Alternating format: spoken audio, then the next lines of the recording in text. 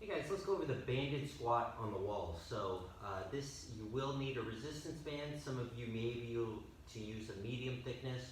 For someone like me that lacks some hip as well as groin flexibility, I use a medium to light thickness band. So what we will do is we will begin our squat position on the wall. Our feet will be on the wall, our butt's going to be on the floor.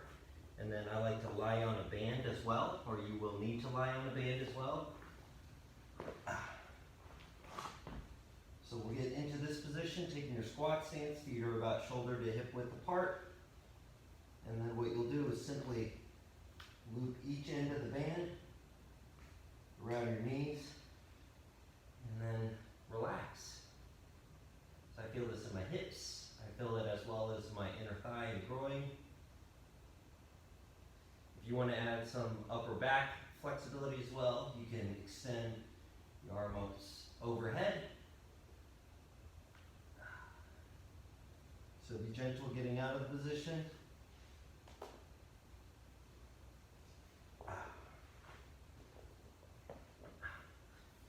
And that there is the banded squat on the wall.